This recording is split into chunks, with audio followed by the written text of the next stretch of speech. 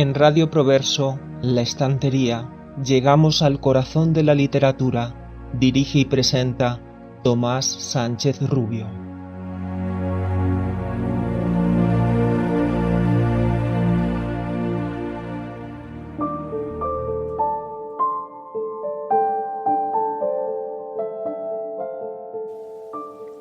La mayor parte de los hombres, o paulinos, se queja de la naturaleza, culpándola de que nos haya criado para edad tan corta y que el espacio que nos dio de vida corra tan veloz, que vienen a ser muy pocos aquellos a quien no se les acaba en medio de las prevenciones para pasarla. Y no es sola la turba del imprudente vulgo la que se lamenta de este opinado mal, que también su afecto ha despertado quejas en los excelentes varones, habiendo dado motivo a la ordinaria exclamación de los médicos, que siendo corta la vida, es largo y difuso el arte. De esto también se originó la querella, indigna de varón sabio, que Aristóteles dio, que siendo la edad de algunos animales brutos tan larga, que en unos llega a 5 siglos y en otros a 10, sea tan corta y limitada la del hombre, criado para cosas tan superiores. El tiempo que tenemos no es corto, pero perdiendo mucho de él, hacemos que lo sea, y la vida es suficientemente larga para ejecutar en ella cosas grandes si la empleáramos bien. Pero al que se le pasa en ocio y en deleites, y no la ocupa en loables ejercicios, cuando le llega el último trance, conocemos que se le fue sin que él haya entendido que caminaba. Lo cierto es que la vida que se nos dio no es breve, nosotros hacemos que lo sea.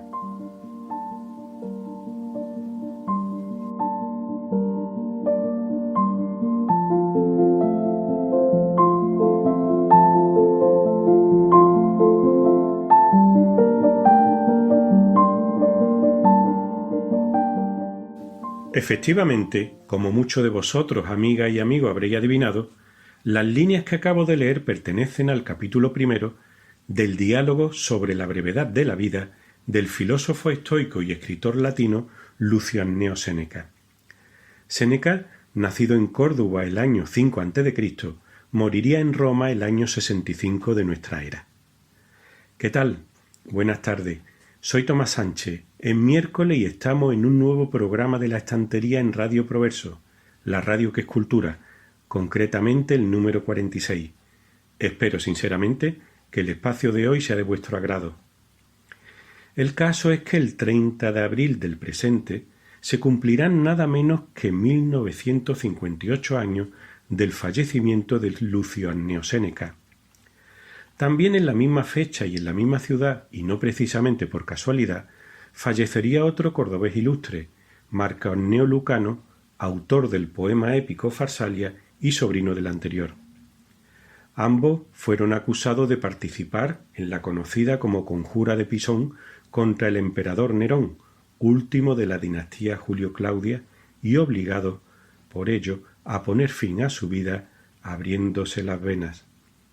Precisamente Nerón había sido alumno del filósofo. Séneca nos dejó frases lapidarias plenas de sabiduría, como aquella que dice: «Feliz aquel que no sólo estando presente, sino también con que ausente se piense en él, enmienda a los demás». Y es que, como siempre digo, por algo los clásicos son clásicos. La primera invitada de esta tarde ya estuvo acompañándonos en La Estantería en abril de 2021.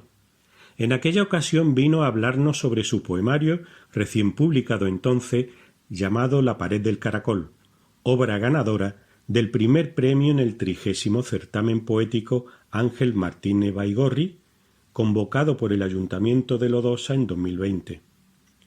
Hoy ha venido de nuevo para hablarnos de su reciente poemario Las ventanas del tiempo, publicado por Maclean y Parker en octubre de 2022. Ana Isabel Alvea Sánchez, licenciada en Derecho y en Teoría de la Literatura y Literatura Comparada por la Universidad de Granada, ejerce como profesora en talleres de creación poética y escritura creativa y es directora del Club de Lectura de Poesía de la Casa del Libro en Sevilla. Aparte de aparecer en numerosas antologías, Ana Isabel ha publicado anteriormente los poemarios Interiores de 2010, Hallarme yo en el mundo de 2013 y Púrpura de cristal 2017, además del mencionado La pared del caracol de 2021. Bienvenida, Ana Isabel. Es un placer y un privilegio para mí tenerte de nuevo en la estantería. Muy buenas oyentes de la estantería, soy Ana Isabel Alvea Sánchez y agradezco a Tomás que me haya invitado al programa para hablar de mi último poemario, Las ventanas del tiempo, publicado por Maclean y Parke. Este libro está estructurado en 6 secciones, por así decir. Empieza con el poema Dasein, que tiene esa mirada existencialista del hombre está en el mundo por un determinado tiempo, a ver qué hace con ese tiempo. Y 4 partes que corresponde a 4 personajes, Virginia, Silvia, Pablo y Laura, que me sirven de arquetipo para hablar de temas como el amor, el desamor, la soledad, la libertad, la toma de decisiones, las ilusiones, el paso del tiempo, que creo que son temas que nos incumben a todos, y termina con un poema a modo de epílogo, La cadena humana, en el que intento retratar la tenacidad humana ante las adversidades y la necesidad de la solidaridad. Cada personaje, en cada capítulo, hay un poema que se titula Desde la ventana, que viene a representar qué es lo que está mirando ese personaje, y otro poema titulado Aspiraciones, que constituye qué proyecto o ilusión tiene. Y bueno, pues voy a proceder a recitar algunos poemas de este libro. Voy a leer el poema Desde la ventana de Silvia, una defensa de la literatura, del cine y de la cultura en general. Y dice: una ventana crece y te asomas a ti. Cuando abres un libro, ellos dibujan gaviotas en tu pecho, hectáreas, cañadas, humedales de vida. Desenredan el alfabeto de ruiseñores y fenicios.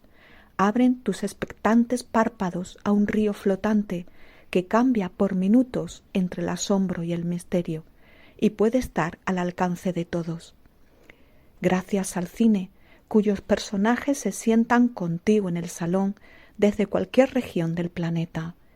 Llevan la melodía de la tierra y su asonancia, el contorno delineando tu perfil.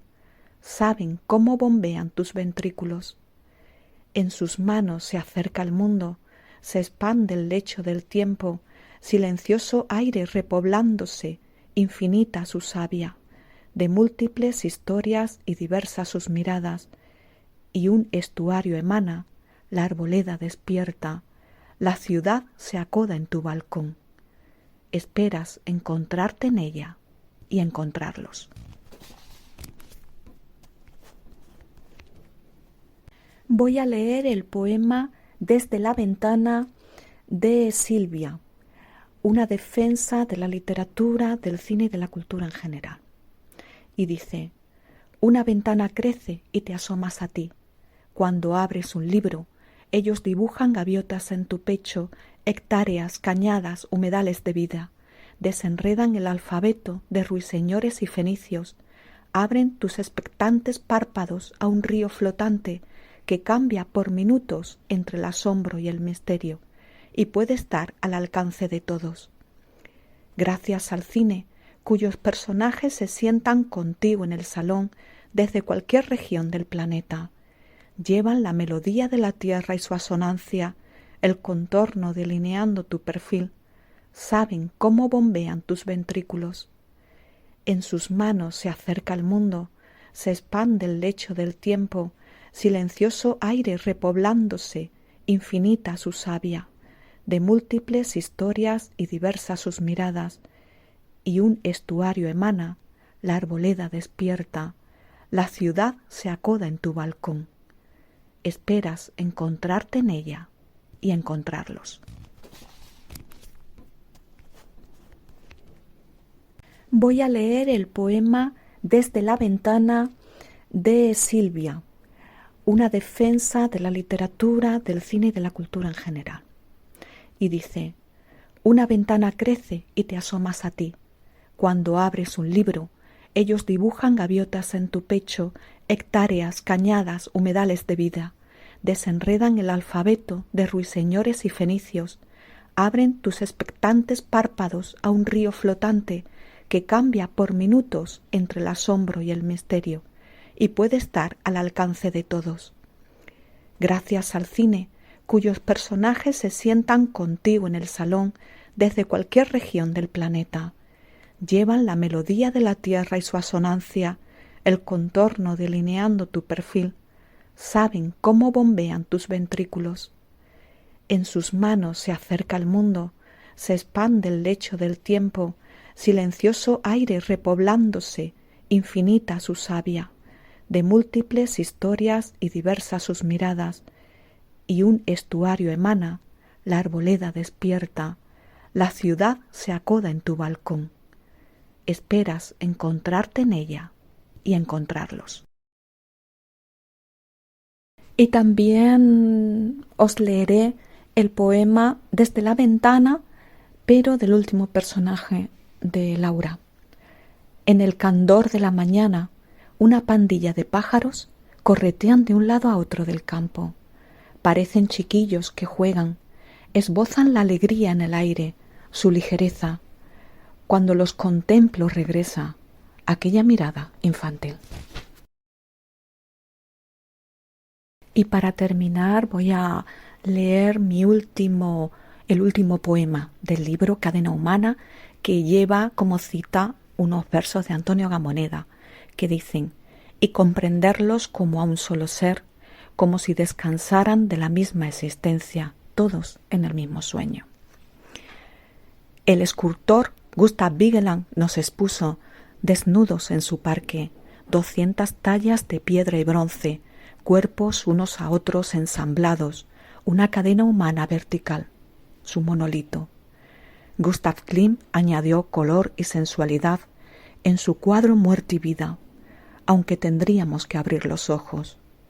Como en la danza de Matisse, nos miramos, hablamos, ofrecemos las manos, Virginia, Silvia, Pablo, Laura, todos nosotros, conectados por la red, una inmensa comunidad, afectada por las vicisitudes, conflictos y pugnas.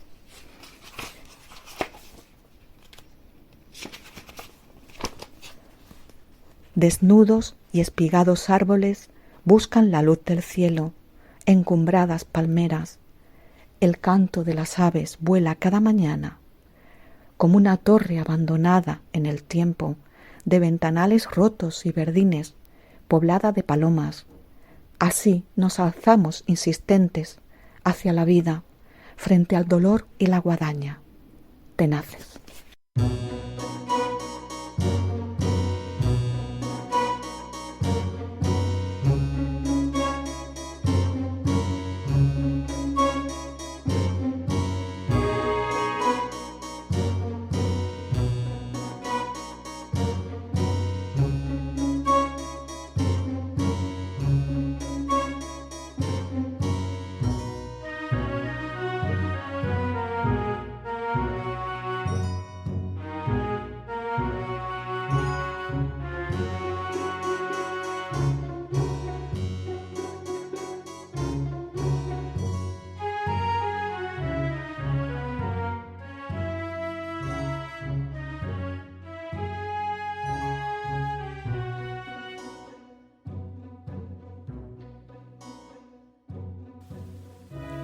En el espacio de la Raíz, donde comentamos habitualmente en cada programa la etimología de unas cuantas palabras y expresiones pertenecientes a nuestra rica lengua castellana, continuaremos una semana más refiriéndonos a algunos términos de cuyo origen, a pesar de seguir siendo más o menos habituales hoy día, hemos perdido ya la conciencia. Empezaremos esta tarde por el término sieso.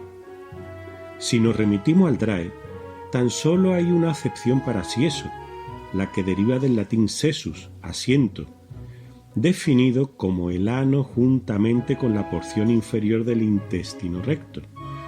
La Fundeu, Fundación del Español Urgente, recoge en una de las consultas de su chat su equivalencia con antipático desagradable. Si quiere rizar el rizo, con sieso manío le añade, según la Real Academia, el componente de podrido. La palabra sieso vendría pues originariamente del latín sesus, asiento, trasero como eufemismo de culo, que pasaría a insulto referido a alguien tan desagradable como esa parte del cuerpo, lo que en alguna zona de Andalucía equivaldría a malaje. En segundo lugar tenemos la expresión en ciernes.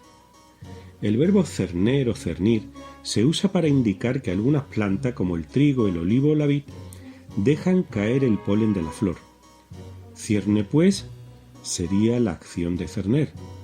Al hablar de las plantas, si se dice que están en cierne, significaría entonces que están en flor, que están polinizándose. Sin embargo, en la actualidad la expresión se emplea sobre todo en plural, en ciernes, y con el sentido figurado de estar muy en sus principios, faltarle mucho algo para su perfección. No obstante, de todos modos, recordemos que dicho de un ave, concretamente cernir o cerner, tiene el significado de mantenerse sobre un mismo lugar batiendo las alas, y dicho de un mal, amenazar muy de cerca. En cuanto a quisquilloso, nuestro tercer término, sería un adjetivo que se emplea para calificar a la persona que se detiene, se preocupa y se queja por quisquillas. Este concepto de quisquilla, por su parte, se refiere a pequeños problemas o inconvenientes. Quisquilla también sería el nombre por el cual se conocen a los crustáceos decápodos, que tienen 10 patas, cuyo aspecto es parecido al de los langostinos y la gamba, y que en ciertas regiones de España se denominan camarones. Dado que estos animales son muy pequeños, la máxima longitud que alcanzan son los 9, aunque suelen superar los 5 centímetros, se entendería el término quisquilla empleado como algo de poca magnitud. O sea, serviría para describir problemas de poca magnitud. La cuarta palabra, a mí siempre me ha resultado curiosa y simpática. Se trataría de bribón. La palabra bribón designa al pícaro, holgazán, al embaucador que vive de la briva.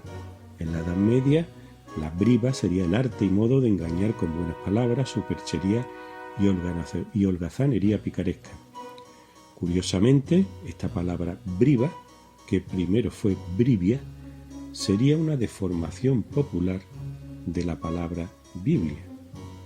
Es decir, lo relacionaríamos en cierto modo con la palabra labia, refiriéndonos a la persona que gracias a sus buenas palabras, pues literalmente o figuradamente, pues nos daría, como vulgarmente se dice, el pego. O sea, persona que nos timaría a través de sus buenas palabras. En quinto lugar tenemos el término cohete. La palabra cohete y cuete, sin H, vendrían del catalán coet, canuto que sale volando expulsando una cola de fuego, y este a su vez de coa.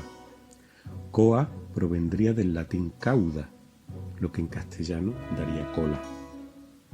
Y por último tenemos la curiosa palabra y muy usada, bofetada.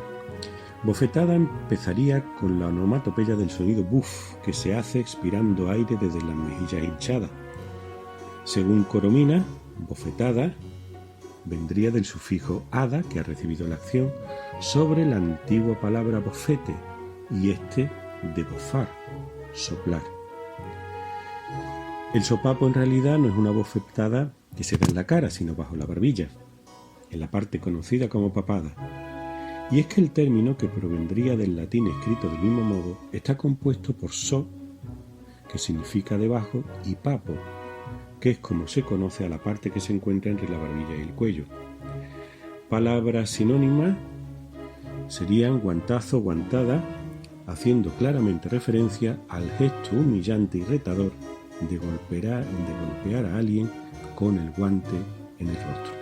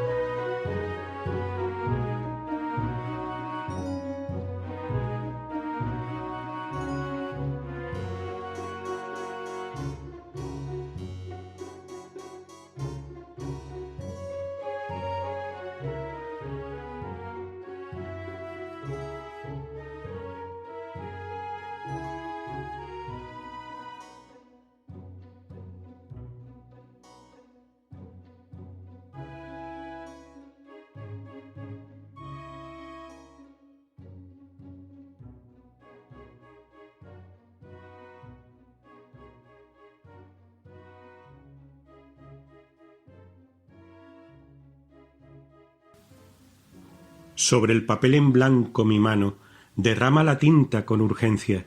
Me acompaña tu figura.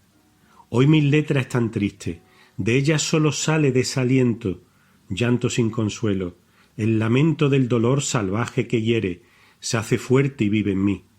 Son desgarro de un buitre que devora apuñalando con su pico los versos, como si fuera carroña que una fiera dejara abandonada.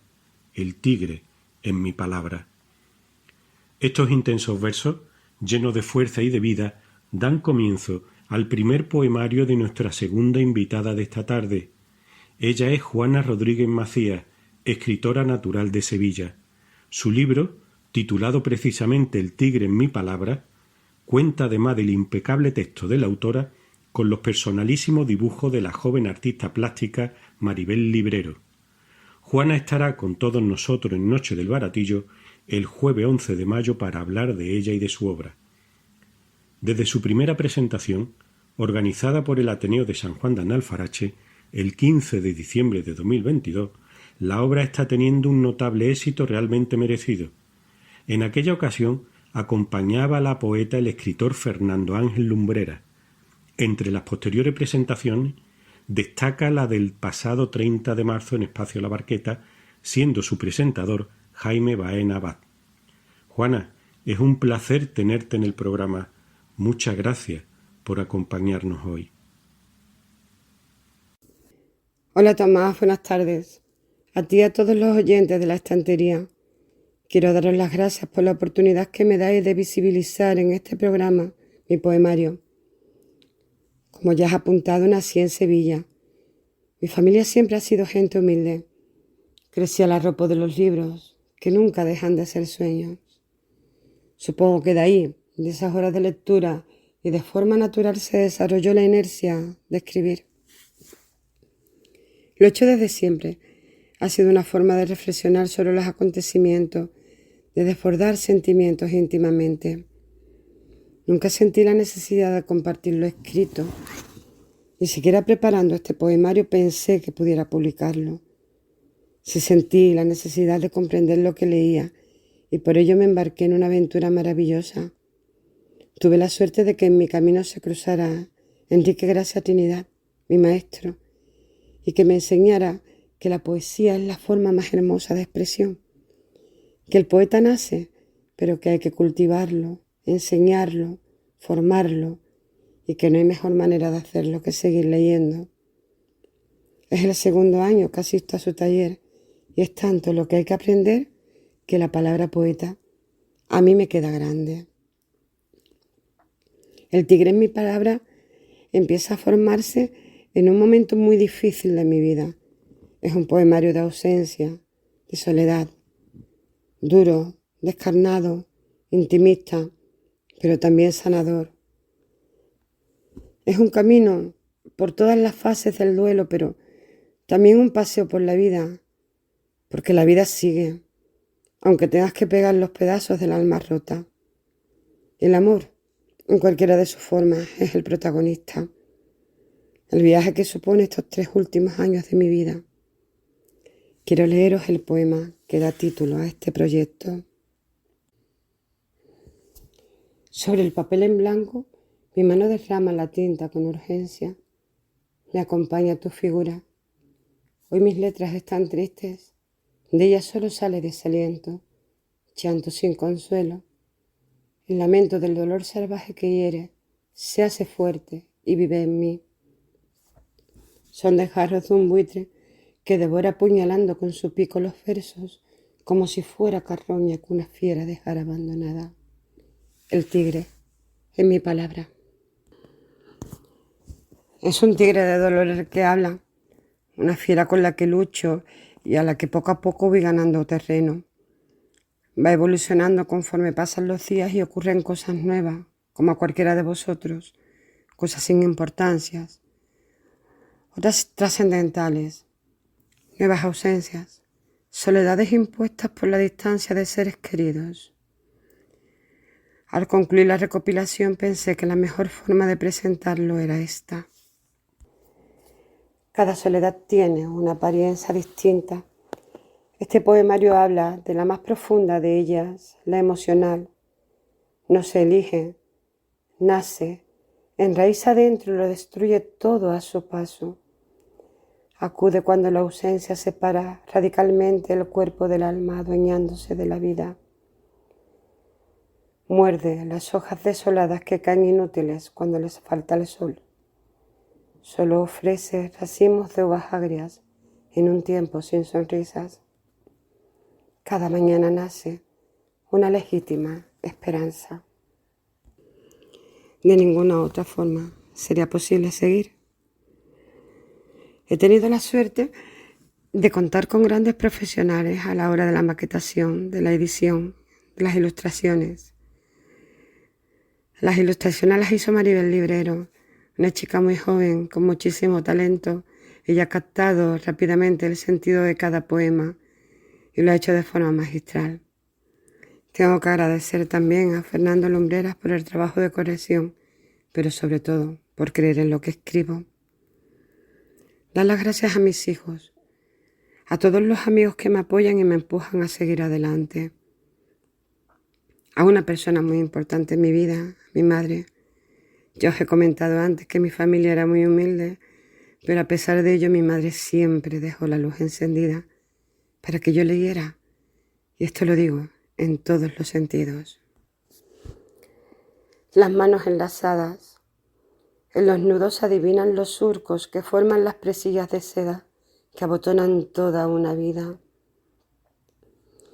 Sus ojos cansados llueven pena y su voz recita eternas letanías. Se impulsa la dormilona meciendo tantos recuerdos. Sentada a su lado muy impaciente, distraigo la existencia sabiendo la semblanza y sin atisbo de culpa ignora la súplica furtiva que reclama un tiempo que no tengo. Me levanto dispuesta con las fuerzas que aún me regalan los años. Acaricio sus cabellos entre susurros. Camino hacia la puerta. En el recibidor, una fotografía en blanco y negro me devuelve su imagen. La melena es negra, la sonrisa abierta, las canas intactas. Cuento las horas que tienen sus días y suman más en nostalgia que en tiempo. Pasó la paz, la savia muy deprisa por nuestros huesos. Nos ha dejado tan desvalidas. Vuelvo para apoyar la cabeza sobre el regazo ahuecado de las rodillas cansadas. Con la voz quebrada pregunto: «Mamá, ¿qué decías?». Quisiera despedirme con un poema radicalmente opuesto, porque de eso se trata, de vivir. Te quiero habido, necesitado, generoso, febril en la cadera, en el hueco de mi cuello anclado, dulce soñador en otra esfera. Te quiero valiente, liberado, trapecista de circo en su ladera de un mundo entero renovado, en liana de seda que pudiera sujetar mi talle volteado y, planeando con brisa marinera, alzar del suelo el vuelo deseado. Te quiero mendigo en la cantera, peleando los gozos de este cuerpo que se mueren de sed en tu frontera. Daros las gracias por esta oportunidad de nuevo y desearos a todos salud y poesía. En el rincón de las historias, nuestro compañero y amigo José Manuel Martínez Arias, relatista de cabecera de La Estantería, vuelve a estar una semana más en el programa. Su cuento de hoy, titulado Terapia, inspirado en el universo del maestro Ray Bradbury, sin duda no os va a dejar indiferentes. Terapia es el título del relato que he escogido para el día de hoy. Fue escrito a finales de 2018 para una tarde de miedos, inspirado por las escenas y personajes fantásticos del cuentista norteamericano Ray Bradbury. El médico dijo con una voz exageradamente aguda: «Ahora, señor Fernández, cuénteme todo otra vez desde el principio». «Señor Fernández, ¿ha entendido? Señor Fernández, desde el principio otra vez, ¿Me comprende? Entonces el enfermo levantó la cabeza y dirigió una mirada perdida, con las pupilas enormemente dilatadas, hacia el doctor, hacia nosotros, hacia su alrededor. Estaba asustado. Volvía a bajar la cabeza. Se sujetaba y se frotaba las manos. Balbuceaba. La saliva chorreaba por su barbilla. Comenzó a hablar. Su voz era grave. Hablaba despacio. ¿El principio dice? Creo que todo comenzó unas semanas atrás, o unos meses tal vez. Yo estaba en la habitación de una pensión.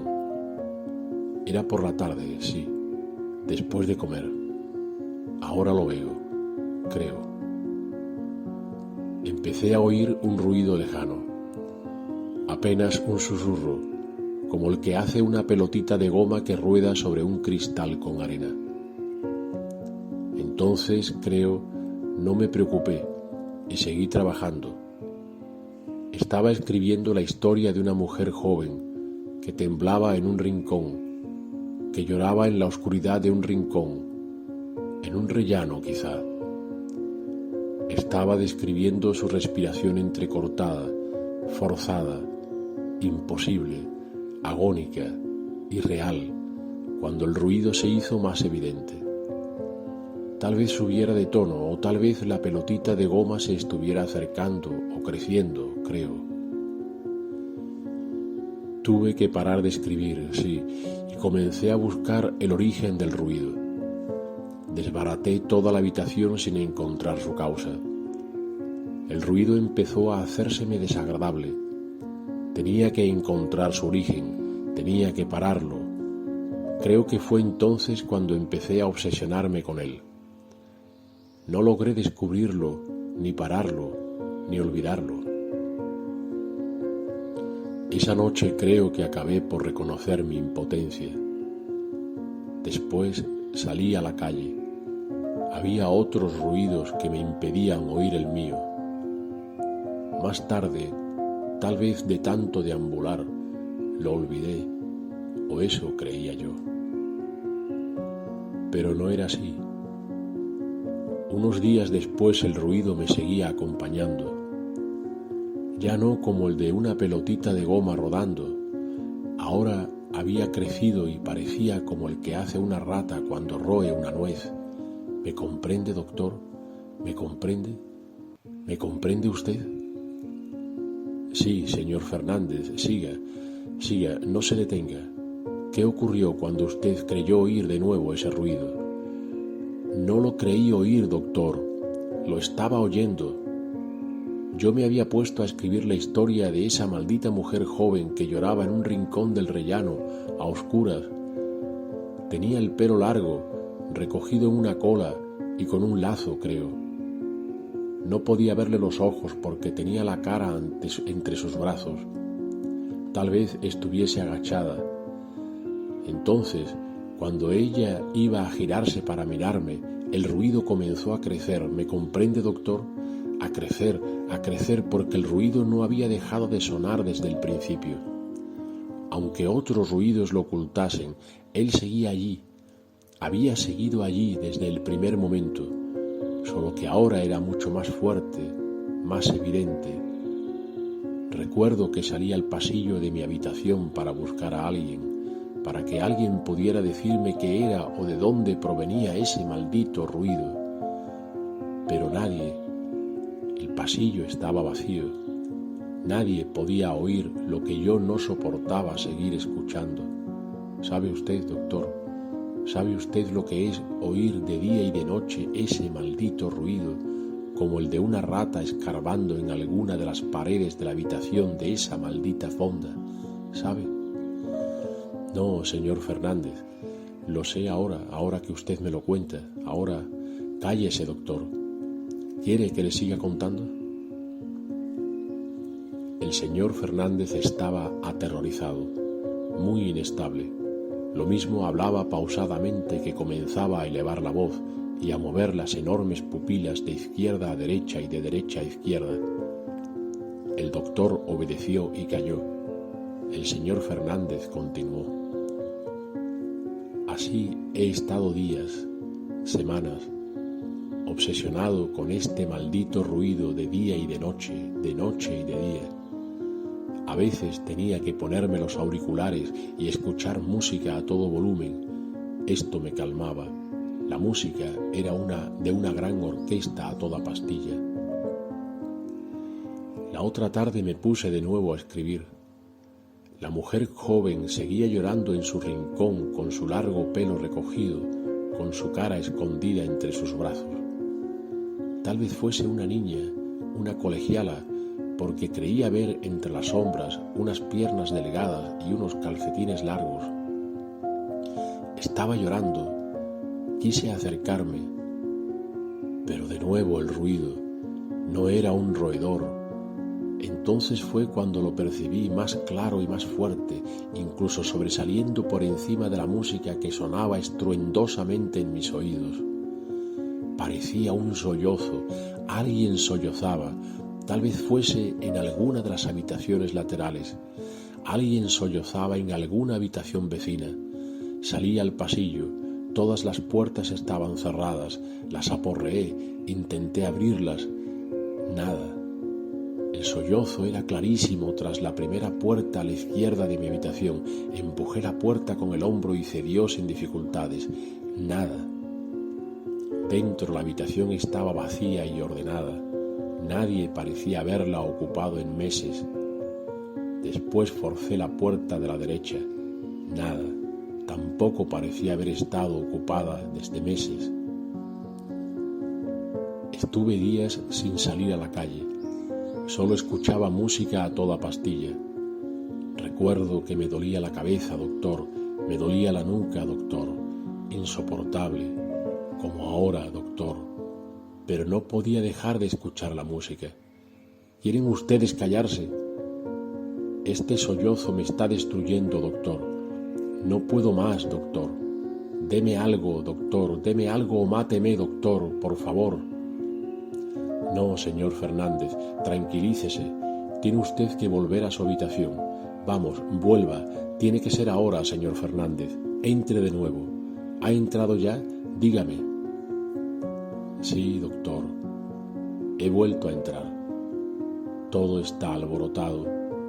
Es una verdadera pocilga, doctor. Déjese ahora de ello, señor Fernández. Vuelva a su escritorio, siéntese y vuelva a escribir. Describa de nuevo a esa muchacha. Ya le he dicho que no es una muchacha, es una niña o un niño, doctor. Está llorando al final del pasillo, en un rincón. Esconde su cara. Creo que tiene miedo, doctor. Está llorando otra vez y esconde su rostro, doctor. Solloza, doctor. Ahora, señor Fernández, muy despacio.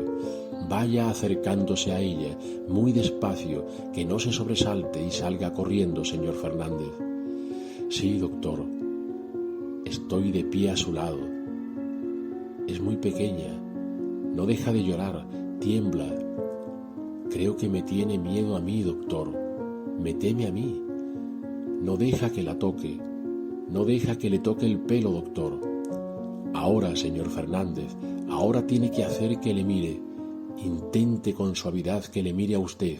Vamos, tóquele el pelo, la barbilla, que gire la cabeza y que pueda usted mirarla a los ojos. Inténtelo, señor Fernández. No quiere, doctor, no quiere. Ahora.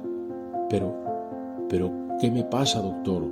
Soy yo quien llora, doctor. No es una niña, doctor. Esto no puede ser, doctor. Ahora, señor Fernández, ahora. Cójala del cuello. Apriete. Mátela. Ahora, señor Fernández. Hunda sus pulgares en su cuello. Vamos, con fuerza. Apriete. El señor Fernández se hundió en un profundo sueño. Estaba como inconsciente, tumbado en el diván. El doctor dijo: por fin, creo que este pobre diablo ha acabado con su monstruo. Vamos, enfermeros, dejémoslo descansar. salgamos de la habitación.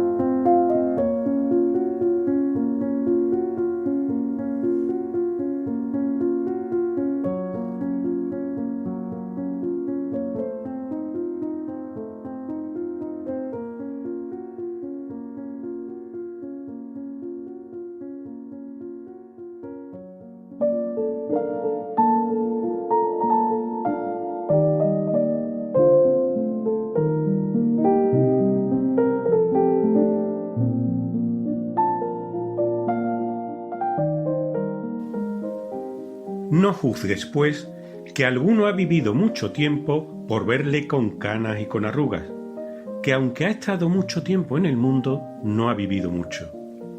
Dirás tú por ventura que navegó mucho aquel que habiendo salido del puerto le trajo la cruel tempestad de una parte a otra y forzado de la furia de encontrado viento anduvo dando bordos en un mismo paraje? Este, aunque padeció mucho, no navegó mucho. Suélome admirar cuando veo a algunos que piden tiempo y que los que lo han de dar se muestran fáciles. Los unos y los otros ponen la mira en el negocio para que se pide el tiempo, pero no la ponen en el mismo tiempo. Y como si lo que se pide y lo que se da fuera de poquísimo valor, se desprecia una cosa tan digna de estimación. Engáñalos el ver que el tiempo no es cosa corpórea, ni se deja comprender con la vista, y así le tienen por cosa vilísima y de ningún valor. Algunos carísimos varones reciben gajes de otros, y por ellos alquilan su trabajo, su cuidado y su diligencia, pero del tiempo no hay quien haga precio. Usan de él pródigamente, como de cosa dada gratuitamente.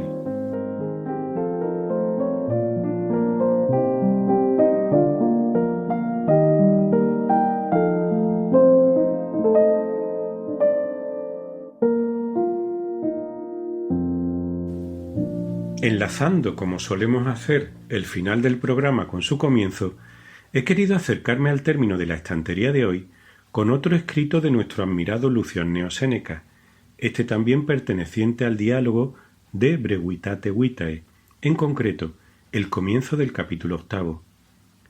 Los diálogos de Séneca, recopilados como Dialogorum Libri Duodecim, engloban varias de sus obras escritas entre los años 37 y 62, y se hallan conservados en un manuscrito de la Biblioteca Ambrosiana. Se trata de unos textos filosóficos en los que predominan los temas morales y que a pesar de su título no presentan una forma dialogada. En ello, Séneca muestra con espíritu realista su doctrina sobre las pasiones, el amor a uno mismo y a los demás y la autosuficiencia espiritual. Si se exceptúa el conocido con el nombre de Sobre la ira, los otros 8 son relativamente breves. El libro sobre la brevedad de la vida, dedicado a Paulino, quien probablemente fue cuñado de Séneca, es quizá el que más influencia ha ejercido en la posteridad, sobre todo en los autores españoles del Siglo de Oro. En él, Séneca afirma que la vida, aunque lo pueda parecer, no es breve, sino que es el individuo quien hace que así lo sea. Uno de los motivos por los cuales se considera que la vida es corta es porque no se sabe aprovecharla. Me despido por ahora de todos vosotros, amigas y amigos de la estantería. Espero que el programa de hoy os haya parecido de interés y de provecho. Pronto, muy pronto volveremos a escucharnos en Radio Proverso, la radio que es cultura.